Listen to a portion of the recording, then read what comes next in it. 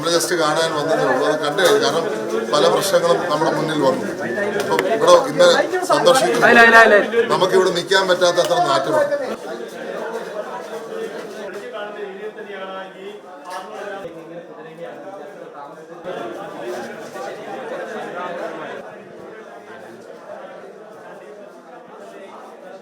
ആ ജനാലയൊക്കെ കണ്ടില്ലേ അവിടെ ദൃശ്യങ്ങൾ കാണാൻ പറ്റുമെന്നാണ് പറഞ്ഞിരിക്കുന്നത്. കണ്ടോ, അത്രത്തോളം ആ ജനാലയൊക്കെ ഇവിടെ നിന്നും അടർന്നു പോയ അവസ്ഥയിൽ പോലുമാണ് ഈ മുറികളൊക്കെ നമുക്ക് കാണാനായിട്ട് സാധിക്കുന്നത്. കോൺക്രീറ്റ് കഷ്ണങ്ങളൊക്കെ ഉണ്ട്. ആ തടിയൊക്കെ ദ്രവിച്ചിട്ട് വർഷങ്ങളോളം ആയിട്ടുണ്ട് എന്ന് നമുക്ക് മനസ്സിലാക്കാനായിട്ട് സാധിക്കുന്നുണ്ട്. അങ്ങനെയുള്ള അവസ്ഥയിലൊക്കെയാണ് ഇവരുടെ താമസിക്കുന്നത്. ഈ മുറിയിൽ അല്പനാൾ മുമ്പ് വരെ വിദ്യാർത്ഥികളുണ്ടായി.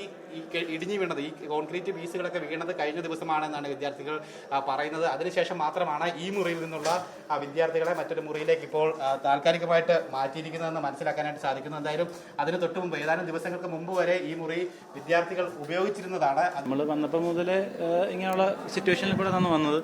പിന്നെ ഹോസ്റ്റൽ പഴയ ഹോസ്റ്റലാണ്. അപ്പം പണ്ട് മുതൽ ആദ്യം കോളേജ് തുടങ്ങിയപ്പോൾ മുതൽ ഉണ്ടാക്കിയ ഹോസ്റ്റലാണിത്.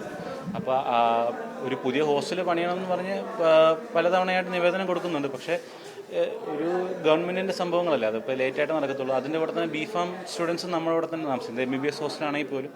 അപ്പം അവർക്കും പുതിയൊരു ഹോസ്റ്റൽ പണിയണമെന്ന് പറയുന്നുണ്ടായിരുന്നു. പിന്നെ പണ്ടത്തെ പോലല്ല, ഇപ്പോൾ സ്റ്റുഡൻസിൻ്റെ എണ്ണം സീറ്റ്സൊക്കെ കൂടിയതുകൊണ്ട് സ്റ്റുഡൻസിൻ്റെ ഇൻകമിങ്ങും കൂടുതലാണ് ഹോസ്റ്റലിലോട്ടുള്ള.